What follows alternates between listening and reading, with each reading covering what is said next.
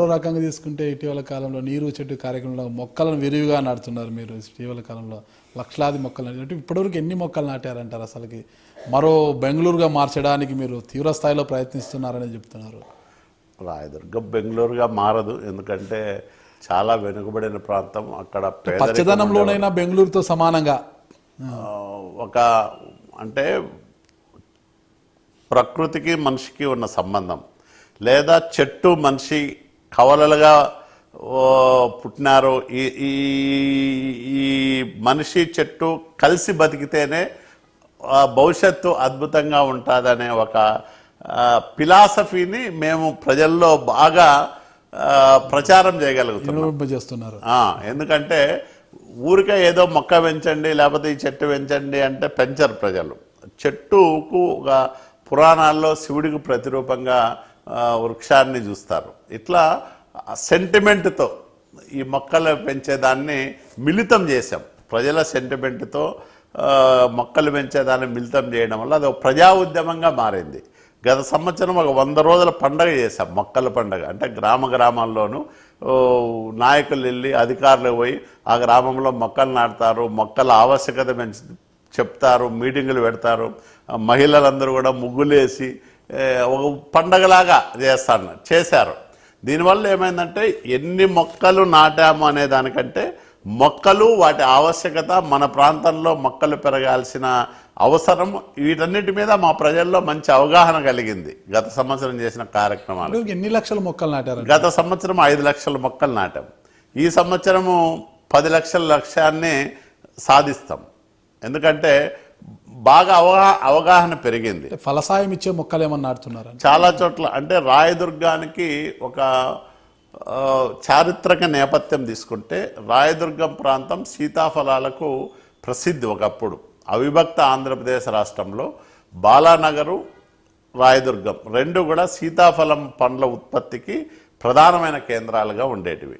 రాయదుర్గంలో పండే సీతాఫలము చాలా మధురంగా ఉంటుంది, పోషక విలువలు ఎక్కువగా ఉంటాయి, అద్భుతంగా ఉంటాయి. దాన్ని తినాల కానీ రుచి మాటల్లో చెప్పలేం. అట్లాంటి చరిత్ర ఉంది రాయదుర్గం సీతాఫలానికి. కాబట్టి దానికి ఒక బ్రాండ్ ఇమేజ్ క్రియేట్ చేయాలని ఈరోజు అరకు కాఫీని ప్రభుత్వం పెద్ద ఎత్తున ప్రమోట్ చేస్తూ ఉంది. అట్లాగే భవిష్యత్తులో రాయదుర్గం సీతాఫలాన్ని కూడా ప్రమోట్ చేయించుకుంటాం. చంద్రబాబు నాయుడు గారు ఖచ్చితంగా మా వెనకాల నిలబడి మా కోసం దీన్ని టేకప్ చేస్తారు. కాబట్టి ఆ నమ్మకం ఉంది మాకు. దాన్ని ఒకప్పుడు విపరీతంగా లారీల లోళ్ళు పోయేటివి రాయదుర్గం నుంచి సీతాఫలం, కానీ ఇప్పుడు బాగా తగ్గిపోయినాయి. ఆ రాయదుర్గం సీతాఫలానికి పూర్వవైభవం తీసుకురావాలని ప్రయత్నం చేస్తున్నాం. గత సంవత్సరం కొన్ని మొక్కలు నాటాం, సీతాఫలం మొక్కలు. ఈ సంవత్సరం 1 లక్ష సీతాఫలం మొక్కలు నాటడం పోతూ కొన్ని లక్షల విత్తనాల్ని చల్లాలనుకుంటా ఉన్నాం. విత్తనాలు కూడా నాటాలనుకుంటున్నాం. ఇప్పటికే ప్రారంభం చేసాం విత్తనాలు నాటేది.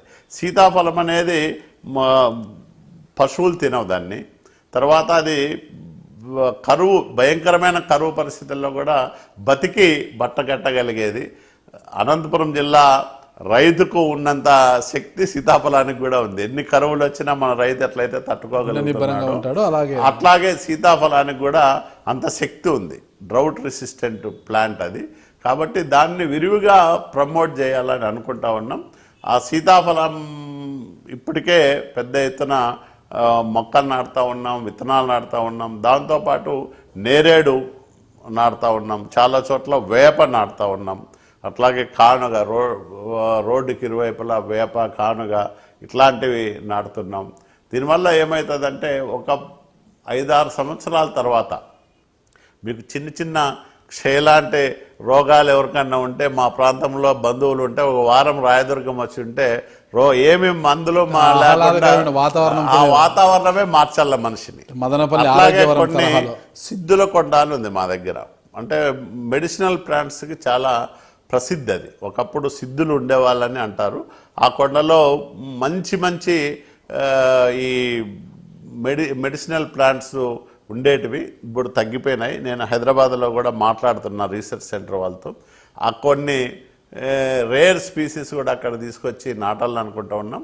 ఇట్లా మొక్కలకి తర్వాత ఈ ఔషధ మొక్కలకి రకరకాల మొక్కలకి రాయదుర్గం ప్రాంతం ప్రసిద్ధి కావాలనేది ఒక లక్ష్యంగా, దీనివల్ల కనీసం ఇతర ప్రాంతాల కంటే 3 డిగ్రీలు ఉష్ణోగ్రత తక్కువగా ఉండాలని, ఆహ్లాదకరమైన వాతావరణం రావాలని, మొక్కలు వానల్ని ఆకర్షించాలని, ఆ ప్రాంతం సస్యశ్యామలం కావాలనేది ఆశ.